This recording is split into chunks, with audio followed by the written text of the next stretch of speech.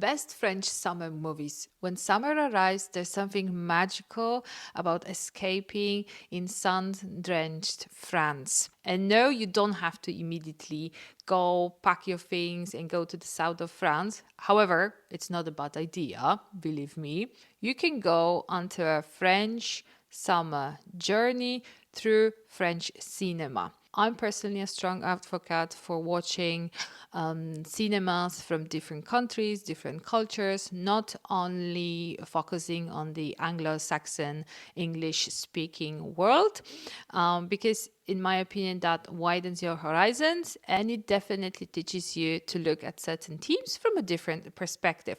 So today, my recommendation for your French summer with French movies. Yes, there will be a lot of established classic movies, but we've got some new recommendations as well. Conte d'été from 1996, A Summer Tale.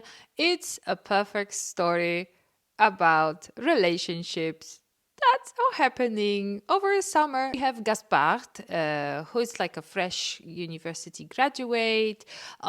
He's waiting for his internship to come after the summer, and he comes to Bretagne. Why he comes to Bretagne? Because he knows that a girl that kind of he is in a relationship, but actually not really. He knows she's going to be at some point over summer in Bretagne, so he goes there and he's basically waiting there for her.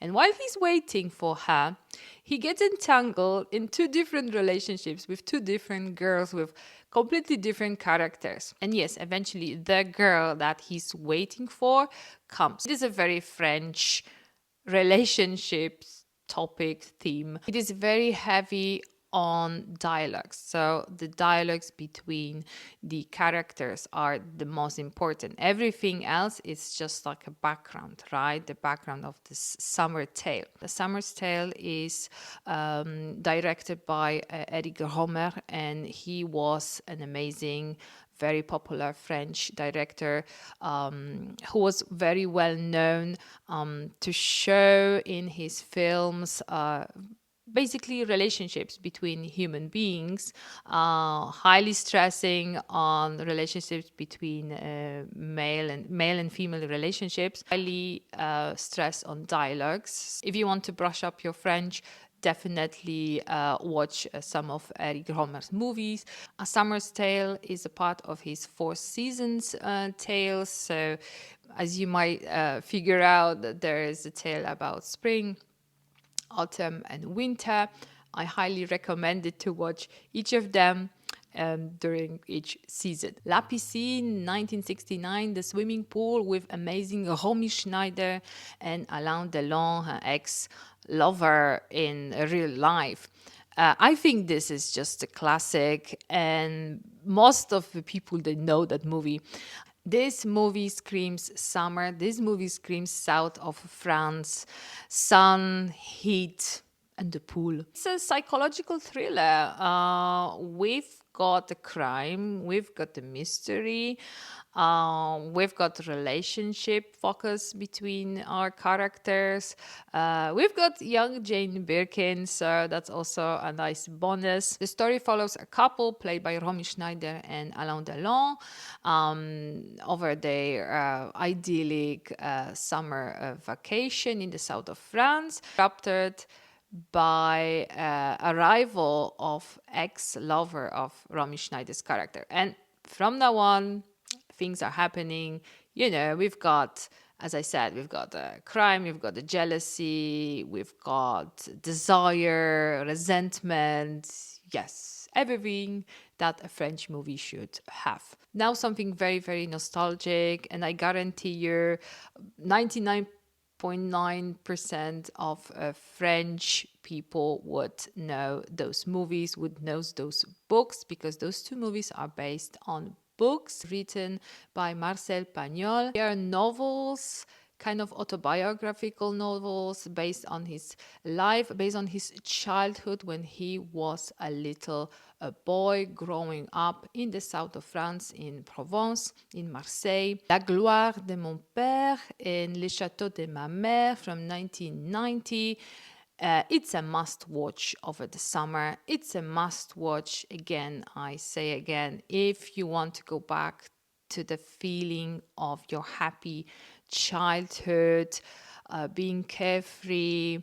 In those movies, in those books, Marcel Pagnol is beautifully presenting his childhood and relationship with his mother and father. So My Father's Glory is focusing more on a relationship with his father, and in My Mother's Castle is more focusing on his relationship with his mother.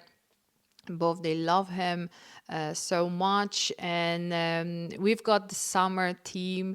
They have this summer house in Provence that they go and spend their summers, and they also try to go and spend their weekends over there, coming from Marseille. It's beautiful. It's beautifully written. It's beautifully shown in the movies. Idyllic childhood that is not disturbed by anything. It's just such a happy watch. And if you want to just go back to those times and the nature and sun and summer, carefree summer, watch them. Next recommendation, Un beau matin from 2022. So a bit modern. One fine morning. Here we have a main character played by Léa Seydoux, very famous French actress. You know her from James Bond movies. We have Sandra, played by Léa Seydoux, who is a widow, bringing up alone a daughter. She works as a translator, very successful translator, but she works really, really hard. And at the same time, her father, who used to be a professor, he's aging, he gets dementia, and our main character, Sandra, is taking care about everything around her and taking care of her aging father. And at the same time, she meets her old friend and starts to have an affair with him. And it's good to note that he is married. So it's not everything, as straightforward and clear. As far as I remember, the plot starts in the summer and finishes in the summer. I think it's just like around full year. It's a nice movie. It talks about very simple things in life, like a very daily life, like our regular life, our regular struggles. We've got a widow struggling to meet the ends, pay the bills, mother working very hard, trying to bring up her daughter, trying to navigate her life, entangles in a very, complicated relationship. Everything is just like, it's very, very down to earth. L'Effronté, 1985, and young Charlotte Gainsbourg playing Charlotte. I think the main character is called Charlotte. This is coming of age film, very typical. We have a 13-year-old girl living in provincial France with her father. I think mother is long gone. And she's spending another summer holiday in the same, village, little town, and she's bored. She's 13. She's starting to, discover herself. She's a little bit frustrated. She wants something more from her life. To the little town comes, something exciting, or either somebody exciting. A young girl of the similar age as Charlotte, who's becoming like a famous, I think, prodigy pianist, and Charlotte is very fascinated by the little girl and her life. Looking for a very, little town, summertime, France, a young, teenage girl who's a little bit angry, who wants more from life. That's a very, very, very summer movie for you. Count of Monte, Cristo from 2024. this is a must watch. This is a must watch. I think this is a must read at least once in your lifetime. You should read The Count of Monte Cristo. But I know it's quite a big book. Then if you can't read it, watch it, and watch the newest adaptation, because there are like plenty of it on the market. But let's watch the latest one from 2024. I really loved it. It's a French production. It's very close to the original. For me, this is the best story about revenge, hands down, in the history of literature. I think in the history of movie. We have our main character, Edmond Dantes, as a young, successful boy. He's offered to become a captain of the ship. So he's one of the youngest ones ever giving that kind of opportunity. He's engaged to a beautiful girl that he loves her, she loves him. He has, like amazing light in front of him, but there are people who are jealous. There are people who are jealous. There are people who have like second agendas. There are people who wants to hide, their own secrets. And here we have a young Edmond Dantes. That's, either, it's an obstacle for them to achieve their goal, or he's an opportunity to hide their secrets. Poor Edmond Dantes is accused of something that he hadn't done and is thrown into the prison for like a lifetime. But don't worry, his time is coming and it's going to be epic. As I said, in my opinion, it's a must watch for anybody. Let's go to a fairyland. Right, a French fairyland, a donkey skin from 1970 with a young, super young Catherine Deneuve. I think she was 20 that time. The story is based on an old French folk story, I think from the 1600s. Story is set up in a fairyland kingdom. There's a king who has a daughter who's very beautiful. The king's wife passed away a long time ago, and now there's a time the king decides that he wants to remarry, and he's looking for a bride to be. However, he's not satisfied because none of those, candidates presented to him is pretty enough, beautiful enough, because his condition is he needs to marry the most beautiful girl in the entire kingdom. And I think this is something related, as far as I remember, with a promise that he gave to his latest wife. In the end, the prettiest, the most beautiful girl in the entire kingdom ends up to be his daughter. So the king decides to propose to his daughter. Yes, you heard correctly. Of course, the daughter, she doesn't want to do it. She gives some assignments to her father, saying like, if you do this, then I might consider. If you do this, I might consider. And they're like, super, almost impossible things to do, but the king obviously provides.